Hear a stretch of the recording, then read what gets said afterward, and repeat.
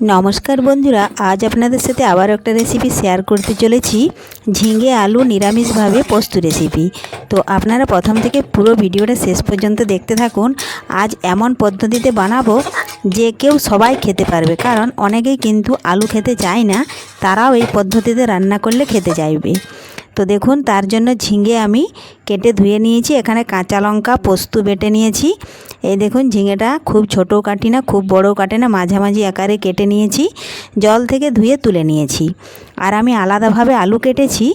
আলুর কিন্তু অনেকেরই, যাদের সুগার থাকে তারা কিন্তু আলু খেতে চায় না, কিন্তু এই পদ্ধতিতে ঝিঙে পোস্তটা বানালে সেও কিন্তু খেতে পারবে বা চলবে। তো দেখুন, আলুটা আমি আলাদাভাবে কেটেছি। ওই আলুটা এখন প্রেসার কুকারের মধ্যে দেখুন আমি সেদ্ধ করে নিয়েছি। এই দেখুন, আগে থেকেই সেদ্ধ করে নিয়েছি। তাহলে আলুর যে গুণাগুণ আছে সেটা কিন্তু, এই দেখুন জলটা গেলে ফেলে দিচ্ছি, জলের মধ্যে কিন্তু বেরিয়ে গেছে। এই যে জলটা আমি আলাদা করে নিচ্ছি আলুগুলো থেকে। এখন এই আলুটা কিন্তু সবার খাওয়া চলবে, যার সুগার আছে তারও খাওয়া চলবে, এমনি নর্মাল মানুষেরও খাওয়া চলবে। এ দেখুন, আমি ঢেলে নিয়েছি। এখন গ্যাস ধরিয়ে আবারও কড়াই বসিয়ে দিয়েছি। কড়াইয়ের মধ্যে পরিমাণ মতো দিয়ে দিচ্ছি আমি সাদা তেল। আমি এখানে সাদা তেল দিচ্ছি, আপনারা পারলে সরষের তেলও দিতে পারেন। তার আগে যদি কোনো বন্ধু আমার চ্যানেলে নতুন হয়ে থাকেন, চ্যানেলটি সাবস্ক্রাইব করে বেল আইকন হলে সেট করে দিন সবার প্রথমে আমারই রেসিপি পেতে। তো দেখুন, তেল ভালোভাবে গরম হয়ে গেলে ফোড়নে দিয়ে দিচ্ছি আমি 5 ফোড়ন, গোটা জিরে ও শুকনো লঙ্কা।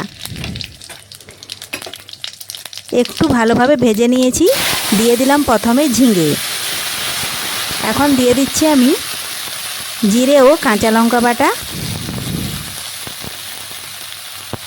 স্বাদ মতো দিয়ে দেব আমি লবণ।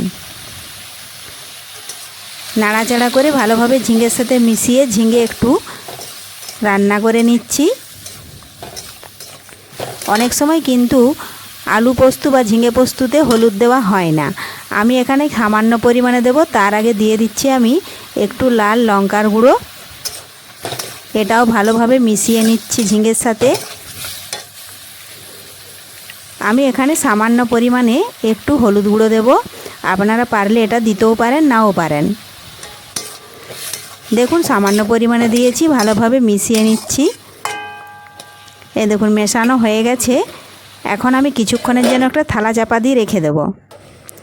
তো দেখুন বন্ধুরা, ফিরে এলাম কিছুক্ষণ পর, তুলে নিয়েছি। আর দেখুন ঝিঙে থেকে কতটা জল বেরিয়েছে। আমি এক্সট্রা কোনো জল দেব না, ঝিঙে থেকেই কিন্তু ঝিঙে সেদ্ধ হয়ে যাবে। এখন আগে থেকে যে সেদ্ধ করে রেখেছিলাম আলুগুলো দেখুন দিয়ে দিলাম। সমস্ত কিছু একসাথে মিশিয়ে আবারও দেখুন আমি নাড়াচাড়া করে নিচ্ছি। এই দেখুন, ভালোভাবে মেশানো হয়ে গেছে। আমি আলুগুলো আগে থেকে সেদ্ধ করে রেখেছিলাম, এজন্য পরে দিয়েছি। এখন আবারও 1 থেকে 1.5 মিনিট ঢাকা দিয়ে রেখে দেব। তো ফিরে এলাম বন্ধুরা 1 থেকে 1.5 মিনিট পর। দেখুন, ঢাকা তুলে নিয়েছি। যেটুকু জল বেরিয়েছিল ঝিঙে থেকে দেখুন অনেকটা মরে গেছে। এখনও যেটুকু জল আছে সেটা কিন্তু এইভাবে আলু আর ঝিঙে এইভাবে একটু ম্যাশ করে নিতে নিতেই দেখুন আমি জলটা শুকিয়ে নিয়েছি। আর সবশেষে দিয়ে দিলাম আমি কাঁচা লঙ্কা ও পোস্ত বাটা। এটা দিয়ে দেখুন নাড়াচাড়া করে ভালোভাবে মিশিয়ে নিলেই তৈরি হয়ে গেল খুব সহজেই সবার জন্য ঝিঙে আলু পোস্ত রেসিপি।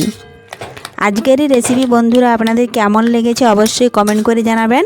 পুরো ভিডিওটা ভালো লাগলে লাইক, শেয়ার ও কমেন্ট করতে ভুলবেন না। ধন্যবাদ। আজকের মতো এখানেই শেষ করছি। ফিরে আসবো আবারও পরের ভিডিওতে।